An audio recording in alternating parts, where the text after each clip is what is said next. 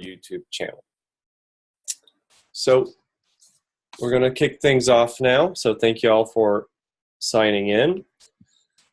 This year's Americans for Safe Access Unity Conferences focuses on the life-saving role that medical cannabis can play in the fight against the opioid epidemic. The use of prescription opiates has greatly increased over the last few decades, and as many people may know, these medications are often expensive and can lead to health complications with long-term consumption. Immediate efforts are needed to mitigate the public health crisis created by the over-reliance on pain medication. Presently, the opioid epidemic in the U.S. is claiming 91 lives a day. Current policies focus on downstream strategies and criminalizing patients and medical professionals. However, research on cannabis shows nearly a 25% decrease of opioid overdose deaths in states with medical cannabis laws. Research has shown that cannabis and cannabinoids derivatives and their products can be an effective treatment for pain. There are over 20,000 patient years of data from clinical studies that have been published.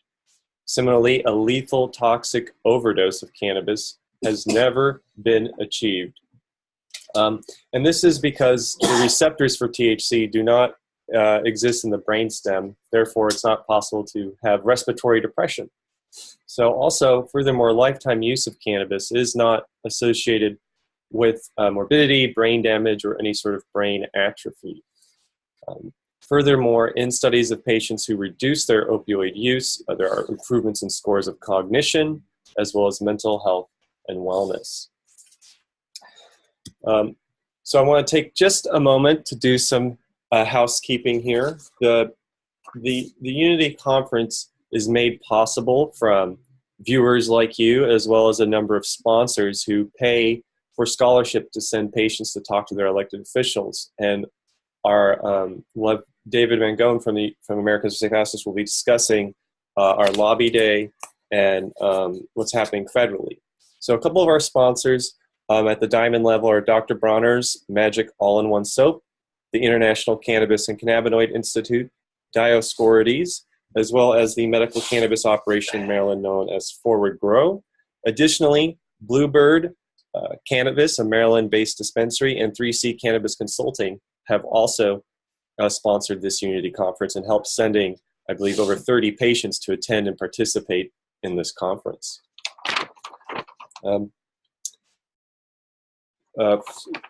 So a couple of things, too, is that this conference, it's not too late to sponsor it or participate. You can sign up through the website, which I can share with you guys a little bit later. But a couple of things, too, is that there's a very special training we're doing on the Friday, on the 25th in the morning, which is a RAID training, a federal law enforcement interaction training. It's $25 for if you register with Unity and $75 if you don't register for Unity and just want to take it. Also, our hotel deadline ends May 1st, and the early bird rate ends May 1st. Sorry, the hotel deadline ends May 2nd. And so if you go to, and I'll just share the website with you real quick. If you go to our conference website, National Medical Cannabis Unity Conference.org, you can click there to go to the Eventbrite page where you will be able to register for the conference. And at the end of this conference, we'll give you, or end of this webinar, we'll give you a promo code, which you can get an additional discount. This evening, we're joined so far by a couple of speakers, David Mangone, Trish Flaster, Debbie Churgai, and a patient advocate, Sebastian, will be joining us shortly. Let me see if we'll be sponsoring over 50 patients this year. Thank you, Debbie, for updating that. Let me manage our business. So I would like to first have David Mangone, our legislative analyst and policy director at Americans for Safe Access, start us off with talking about Lobby Day and what's happening federally. Lobby Day is a very important thing, a very unique thing that happens at Unity. David, are you there? Yeah, Jahan, can you hear me? Yeah, you sound great. Great. Well, yeah, I'm very excited that everybody joined in on this call. It's a really, really exciting time to be coming to Capitol Hill. Just last week, President Trump said he was going to be supportive of a legislative solution that was federalist-based. We're not sure if that's going to look like the CARES Act that we lobbied on last year or something different. But we have a really unique opportunity and window right now to maybe end the state and federal conflict for good. Just this afternoon, I was meeting with the House Veterans Affairs Committee, and there's a lot of interest in moving forward both veterans research and something more expansive, also again included in CARES. So for those of you who haven't attended lobby days in the past, what basically happens is we'll go into House and Senate offices, and you all as patients will share your stories and really tell these lawmakers and their staff why a change in federal policy is so important for you as a patient. And we found that these lawmakers are so much more receptive to these stories than any email or any call or any meeting I can have with them. They really recognize the value of patient testimony and caregiver testimony and researcher testimony, and it really helps change their mind. A really good example is former House Speaker John Boehner came out in support of medical cannabis, and it's because he knew somebody who suffered with chronic back pain who used cannabis to treat that pain, and he was able to determine and discover that the myths and lies he had heard about medical cannabis were not true. He was able to put a face with the story and a face with the policy, and that's something that we hope that you all can do when you come to the conference. So I'll be working with you all as you register to schedule meetings with both your representatives and your senators, and in some cases, we'll be bringing you all into meetings of key lawmakers who may not necessarily be one of your representatives, but are still very interested in hearing your story. So I can't wait to work with all of you and set up meetings with all of you, and really, because I really think that this year is our opportunity to change federal law and change federal policy, especially with midterm elections coming up. It's an issue that a lot of lawmakers want to be on the right side of. They want to go back to their home districts and tell all the patients in their districts what they've done for them. So I think we have a great chance. There's an opening with the White House, there's an opening with federal lawmakers, and I can't wait for you all to make a difference. All right, thank you, David. I think, Lobby Day is one of the most fun parts of any conference. It's so rare for a conference for you actually to have a chance to make a difference. And meeting with your elected officials is pretty rare. So I'd encourage everyone to come down for Lobby Day. It is a fantastic opportunity. You can also, if you have any questions about the conference or things like that, you can use conference@safeaccessnow.org for those communications. So our next speaker is Trish Flaster, who's going to be talking on our panel about quality control and quality assurance and consumer safety with products. Trish has an amazing background working with herbal products companies such as Celestial Teas, and she's bringing her skills and experience to the cannabis industry. Thank you, Jehan.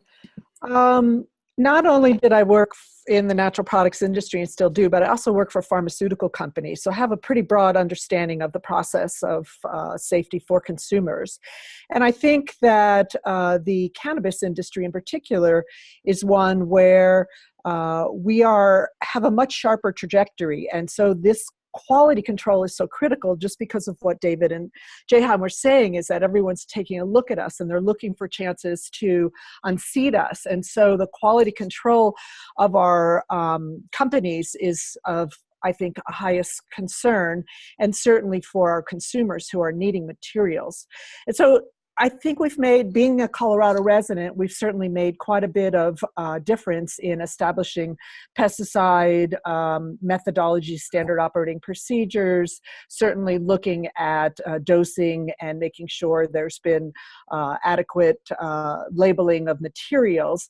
And we're still working on that with our audits and encouraging people to see.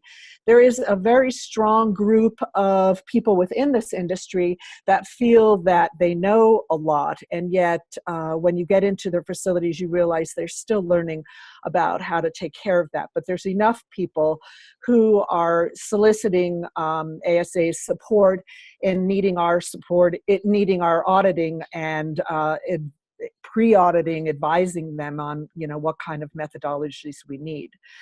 So I think that we've made quite a few steps on what to do for the consumer safety, and we're really heading in the proper direction. I don't know, Jehan, if there's anything else you want me to mention or go into any other detail.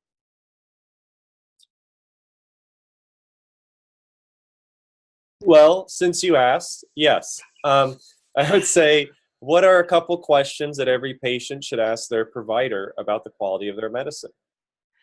Well, at least when I lecture, whether it's in dietary supplements or in cannabis products, I tell them to ask as many questions as possible, because a lot of the bud tenders are undereducated, and so they need to find out if it says a flavor or a terpene, has it been tested? Is it safe? What are the legal allowable amounts?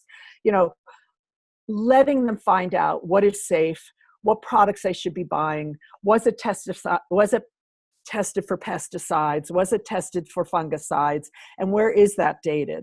Because when people say, yes, we tested it, and then you ask a little more pointed question, you say, well, where are the results? It says, no, we just trust them. We know they tested it. That to me is very inadequate. So the consumer needs to be very much aware of, how to ask these pointed questions so that really know that whatever they're going to purchase has been thoroughly investigated to be as safe as possible and therefore functional for the consumer who's seeking it for a medical reason in most cases and not only recreational. Thank you. That was great.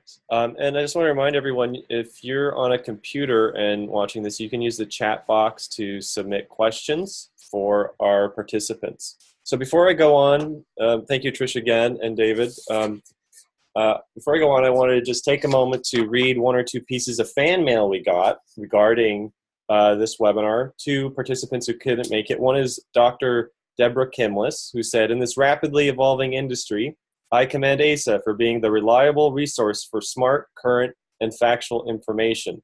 Thank you. And she'll be attending our conference as well. We also, shortly before this webinar, got an email from the former commissioner of the Maryland Medical Cannabis Program. And she said, the significance of ASA's annual Unity Conference cannot be overestimated. During my years on the Maryland Commission and now as an industry consultant, I relied on the policy analysis and the advocacy from the diligent work of the ASA staff. While I was a state regulator, the ASA staff never hesitated to help inform, educate, and give guidance during our rulemaking process. I remember an ASA conference years ago when Hunter Holloman spoke. In his remarks, he praised the pioneers of the industry who broke the ground and fought the early fight to gain state acceptance. But then he said, that's not enough. We need to enter the next phase and address the quality of our state programs, products, and education. Those forward-looking remarks all those years ago just reflect the continuing vision and mission of ASA to be the policy and patient advocacy leader in the country and abroad. I would never miss this conference. Debbie Mirren, former commissioner, Maryland Medical Cannabis Commission. So not many of you know this, but ASA actually employs more than one scientist on their staff. Our next speaker, Debbie Churgai, actually has a master's degree and is an expert on patient education. And here she's going to tell us a little bit about her education panel and about the Cannabis Care Certification Program that she helps to run at ASA, which helps to educate doctors and patients.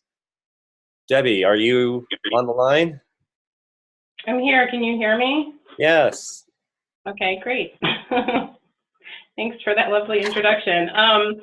So before I talk about my panel only, I just kind of wanted to go over a little bit about all the panel's presentations. If you don't know, the 5 areas where ASA focuses on is action, research, policy, consumer safety, and education. And so we actually structured our one-day panel presentations, one panel to talk about each of those areas. And so the one that I'm leading is the one on education. And it's as you all know, like, it's not just about educating patients, but it's about educating medical professionals. It's about educating policymakers, and it's about educating industry. So what we're going to talk about in my panel, which is called Connect 4, Educating Patients, Physicians, Providers, and Policymakers, is talking about how we can all come together to make sure that everybody is educated on medical cannabis. And actually, the two people that Jehan just mentioned, Dr. Deb Kimless and Debbie Mirren, will be on that panel with me. So it's something that we're really looking forward to. The other panels are also just as exciting. Like I said, we have one on action, intervention, how governments can save lives. We have one on consumer safety, preventing poisoning, consumers' role in the quality assurance. We have one on research, addiction to global pain, how the world is treating pain with medical cannabis. And we have one on action, people over process, making lives a priority in public policy. So we have some exciting presentations going on this year, and I hope you will all join us for each of those. And Debbie, are you going to be presenting anywhere soon about the Cannabis Care Certification Education Program, if people want to learn more about patient education? Yes, thank you. So next week, Jehan and I will be presenting at the Cannabis Learn Conference in Philadelphia, and we're going to be talking about patient education and what new patients should know. And part of that presentation does talk about our Cannabis Care Certification Program, which is both for patients, and then we also have a side for medical professionals, so that people can get educated before they buy. We will also be at the Abilities Conference in the New York area next weekend, May 4th through the 6th.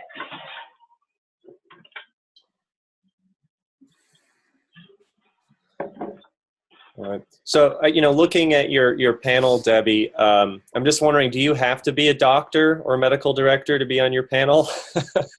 We see a lot of luminaries here. Meredith Fisher-Korn, she's the editor. Yes, no. Answer. That's pretty. She runs one of the premier, probably one of the, I think it's the only one in Pennsylvania and New York that's actually approved for, and Florida, and I think Ohio too, for physician education. I'm definitely looking forward to her talk as well. Yes, not everyone on the panel is a doctor. Actually, Deb Kimless is a doctor, but we do, have, like we said, we have a former commissioner and also a director of education for the Abilities Expo. So we have a little bit of everyone in there. Excellent.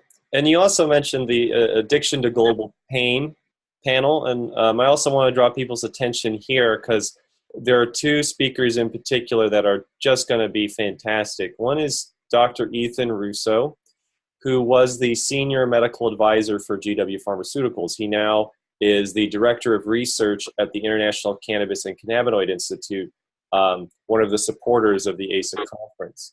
And he has actually conducted several thousand patient years of studies on using cannabis extracts to treat pain. I would never miss an opportunity to see him speak if you could. Also, Thomas Sadalik and Pavel Kuba are coming all the way over from the Czech Republic to discuss their global work on cannabis standards, analysis, and setting up the next generation of clinical trials. Absolutely a phenomenal panel. And then I think we're going to, Don Duncan could not join us tonight, but he is an expert on cannabis policy. He's our California campaign director. He's going to have a number of also experts on the cannabis program as well and those standards. Trish, David, Debbie, do you guys have any other comments that you'd like to make or highlights at the conference? Yeah, Jehan, it's David. we have, for the Intervention Government Can Save Lives panel, so far, New York State Assemblyman Daniel O'Donnell, who happens to be the brother of Rosie O'Donnell. He's a very animated guy, a very great guy, and he's introduced a number of bills to improve New York's medical cannabis program, including most recently a bill to address opiate use disorder as a qualified condition. He'll be joined by several other lawmakers. We're still in the process of confirming those, but it's certainly going to be an exciting panel, and it'll be an exciting opportunity for the attendees of the conference to rub elbows and exchange stories with some state lawmakers who are really moving forward these policies. Excellent, excellent. I don't see Sebastian hasn't joined us yet. He may not be off the plane, I'm guessing, or Sebastian. He said he's going to call in a few minutes. He should be able to call in a few minutes. Are you there, Sebastian? I think I see you. Let me see. Oh, hey, we have a question about PFC training, manufacturing, and cultivation. Debbie, do you want to answer that, or should I? You can answer it. Well, to get more, so we do a series, we do live and online training. So if you wanted to take the trainings now, you can go to pfctraining.org and sign up for your state's training. We do have some more information on our YouTube channel, our Safe Access channel, where we preview some of the materials in these courses. Yeah, you can sign up for that. I think the manufacturing training, the basic training is 8 hours, but it could be as long as, I think, 16 if you want to take all the additional courses as well on quality control and doing compliance assessments. I see Sebastian here, but it's hard to, let me see if I can unmute him. Let's see.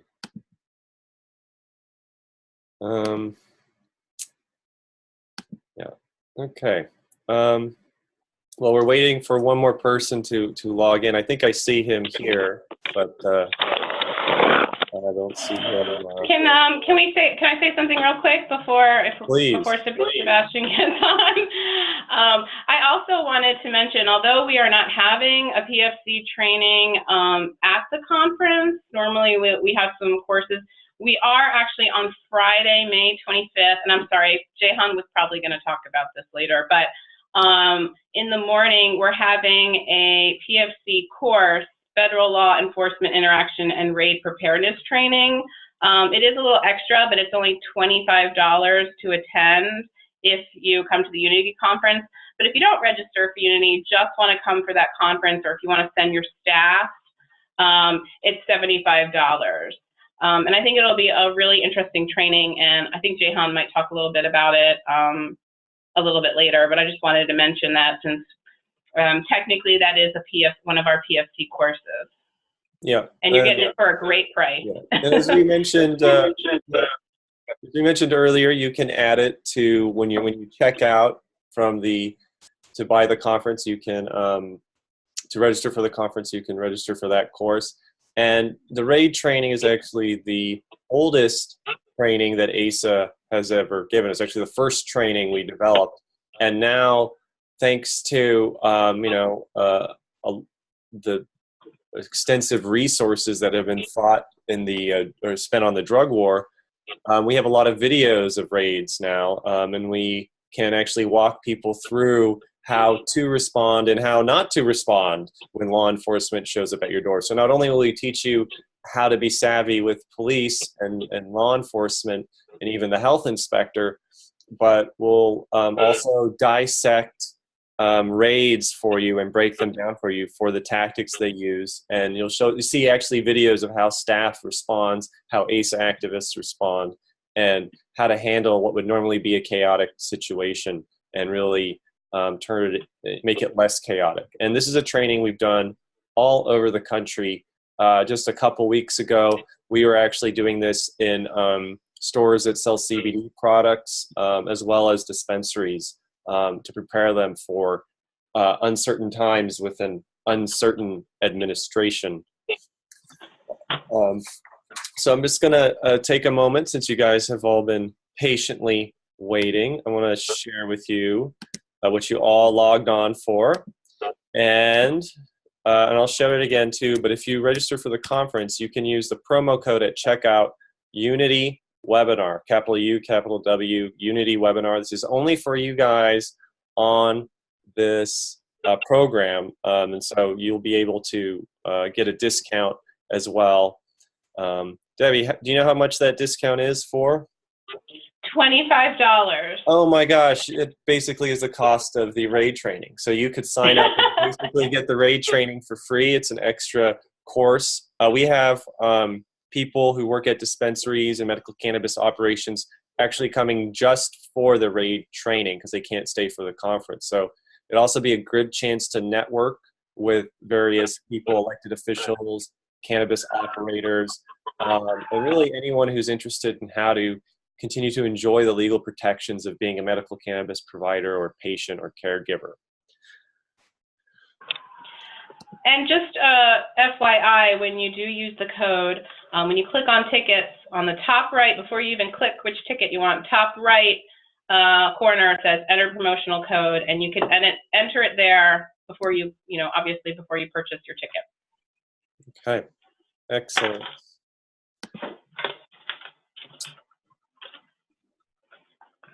All right, well, I don't see many questions coming in from our yes. Hey, Jehan, I think that Sebastian's on the 678 number. So if you could unmute that and see if that's who it is, then maybe he can give some insight about the value of attending Unity from a patient perspective. Oh, thank goodness. 678, all right. Sebastian, are you there?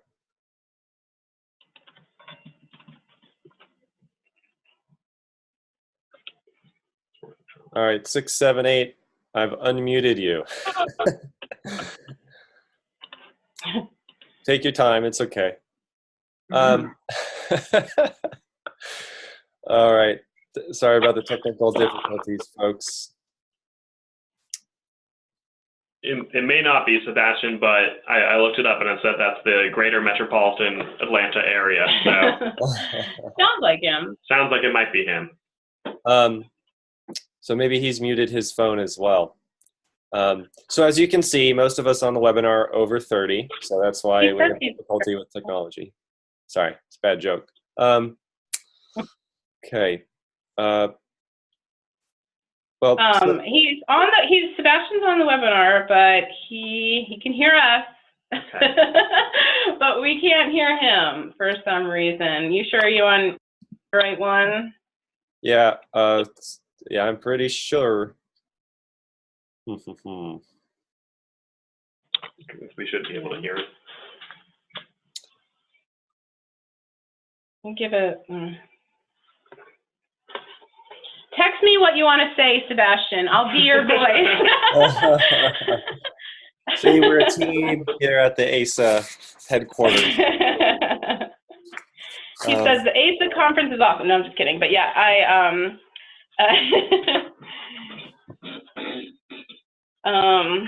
yeah, unfortunately, we can't hear him for some reason. So, Jehan, while we're trying to figure out this technological difficulties, what would you say your favorite part of Unity last year was? Well, I really enjoy sitting quietly and paying attention. It's one of my favorite things.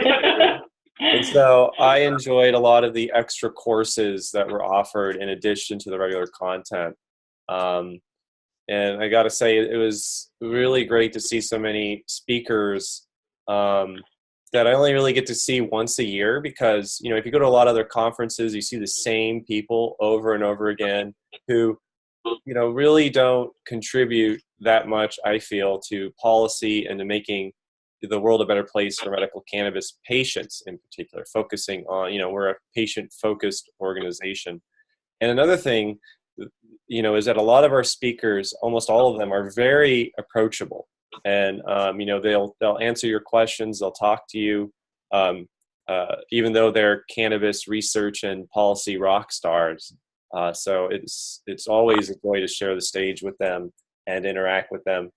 And I guess what I really liked about last year's conference was how long it was. And we're doing a shorter conference this year, and next year will be a little bit longer with more science and longer days.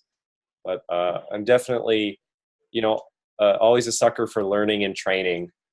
So I'm definitely looking forward to the federal raid training, not just because I'm teaching it, but because it's a really fun workshop.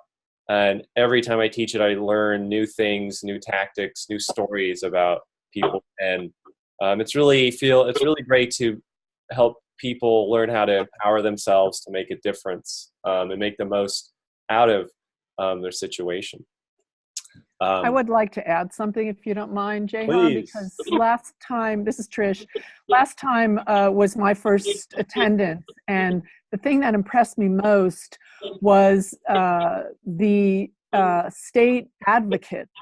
I couldn't believe how well they spoke, how informed they were, how active they were, and I guess to me also it was kind of startling to see how few people have access. I come from Colorado, as I said, and so I have a very slanted point of view.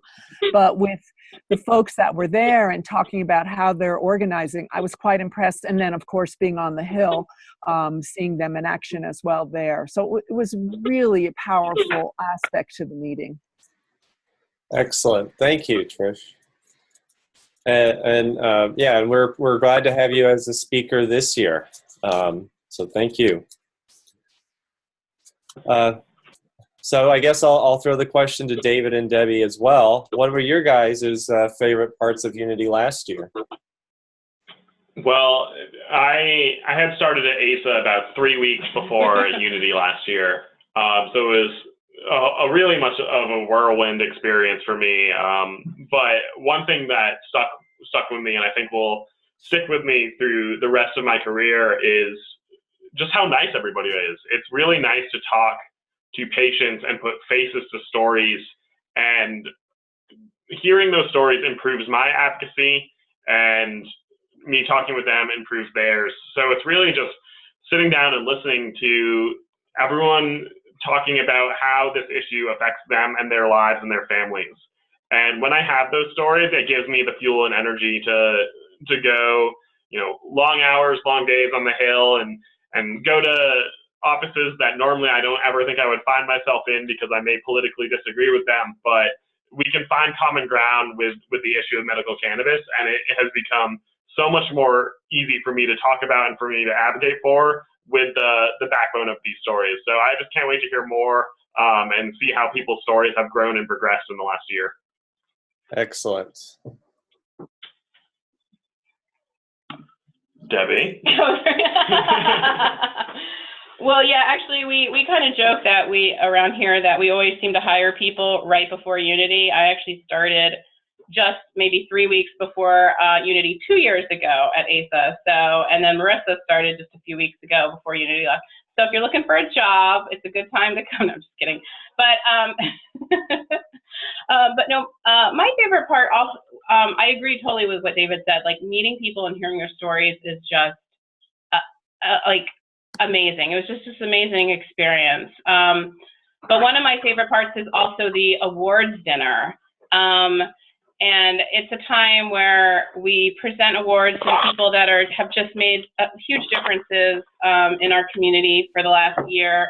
And so this year we have awards for elected official of the year. We're still waiting for a confirmation on that. Oh, no, we did, right? It's been decided. Yeah. It's an exciting one. Do we want to say who these are? Well, Okay. We won't say, but the last couple runs have gone to Republicans, and I like David's point of surprising allies.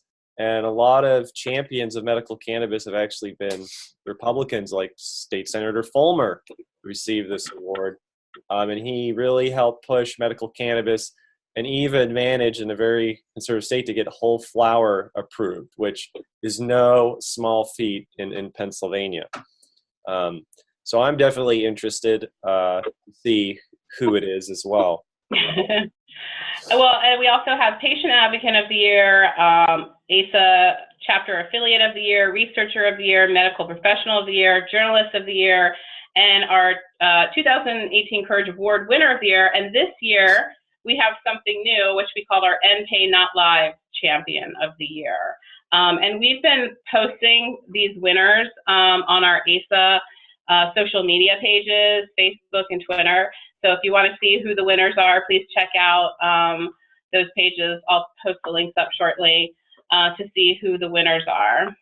And the gentleman who's going to receive the Researcher of the Year award, I don't want to spoil it for you guys, but this guy has done some amazing research. We always talk in the U.S. about, the barriers to doing whole plant research. This guy has probably filled out more paperwork for the DEA than anyone in history, next to the University of Mississippi, to be able to study everything that we are curious about, from medical applications to they actually got permission to make brownies in the lab and administer them to people to look at edibles, like in a real world kind of situation.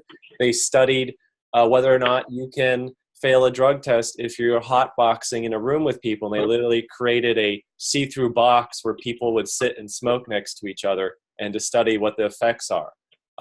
Really a creative, fascinating, passionate, driven researcher who I think we're really lucky to have participate.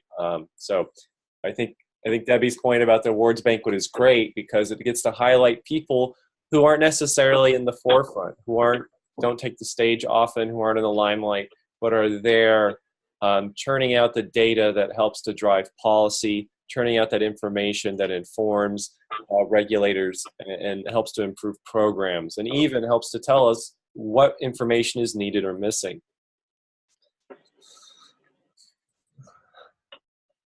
Wow. Thank you, folks. So again, when you check out, when you register for Unity, use the promo code Unity Webinar to get an extra $25 off. Again, our early bird specials end on the 1st. That's an additional discount, as well as our hotel reservations are going to get a little tricky after the 2nd when that deadline passes. So really try to book your hotel before the 2nd and register before the 1st, and you'll save a ton of green, as in money, not the other type. And I just want to say also, too, as a little disclaimer, this is a no dabbing conference. Did I just hear a boo? No. Okay. But this is a no dabbing conference, so leave your blow torches and bro rigs at home. Those are they represent a fire hazard. And while the hotel, I believe, has graciously agreed to help us accommodate medical cannabis patients in the use of their medicine, they've asked us not to burn the place down. So if you could be respectful of that, if you're a patient planning on attending, ASA has vaporizers. You can check in with the staff. And I think, just to keep that in mind, this is not your typical conference. This is a conference focused on consumer safety, patient safety, and just to keep that in mind. Sorry to be the Debbie Downer, but just thought I'd get that disclaimer out. Are there any other closing remarks from our panelists? Were we able to get Sebastian on, or are we still missing sound from him? I am missing sound from him. It says his phone is unmuted. I don't know if his phone is muted or not. I'm really sorry, Sebastian. I don't know. There's nothing. Well, there's nothing else to click on. Well, in support of Sebastian, he is an amazing advocate, an amazing parent, and has an incredibly fascinating story. And I hope you all come to Unity and meet him in person, even though he wasn't able to join us via phone on this webinar. He's really inspiring, and it makes what we do a lot easier because he's a great advocate. So I hope that everyone comes to Unity just for that reason. Yes, and he even agreed to call in right after landing from coming from somewhere. I'm not sure where. So I thank him for calling in. I'm sorry that we can't hear you for some reason. It just gives us a. Well, I think that kind of, is artistic in a way, because, oftentimes the voice of parents of kids who use cannabis isn't heard. And so at this conference is actually a chance for those caregivers to get their message across. It's because of people like Sebastian that regulators take into account policies that allow, non-patients to pick up, handle, and administer cannabis. You think about people who might have disabilities, movement disorders. This might be difficult to leave the house or drive 2 hours to the nearest dispensary, like if you live in New Jersey or something like that. And so Sebastian's really shows you what's possible. This guy is a tireless advocate, very passionate. He just texted me that he just wanted to say it's a great conference, perfect mix of science and advocacy like no other conference offers. Plus the lobbying in DC is super fun to know working together we make a difference. That is true. Yes. Excellent. Thank you, Sebastian, for those wonderful comments. Unless there are no final comments from our panelists, I'd like to thank David, Debbie, Trish, and Sebastian for participating. And, these are the people who are going to make your conference experience really unique. So please register, email us. Another thing, too, is safeaccessnow.org/reports. You can get all of our materials for free. We have 2 opioid reports. We have really long technical documents about medical cannabis research, if you're into that sort of thing, and many, many other books about briefing. If you're getting ready to go lobby your elected officials, I would highly recommend going to safeaccessnow.org/reports and getting a couple of those things like our briefing book and other stuff to help you effectively communicate with your elected officials. Any other comments, guys, before we adjourn? Jan, thanks for mentioning reports. As part of Lobby Day, we'll be handing out an updated opioid report with research as current as 2 weeks ago. So it'll be a really nice current tool to use for lawmakers to show the status of cannabis as a pain management tool when it comes to the opioid crisis. So thank you for mentioning reports, and I cannot wait to see everyone at Unity. Fantastic, folks. Fantastic. Well, thank you guys so much for logging in and sticking with us. I hope to see all of you there. Hope to see you there, Jason Barker, Lanny, Leonardo. Hope to see all you there. And especially 843-568-035. I hope you make it as well. I believe that's Jill Swing based on the area code. All right, folks. We'll have a terrific night, and we look forward to seeing you all in DC in a few weeks. All right. Thanks, everyone.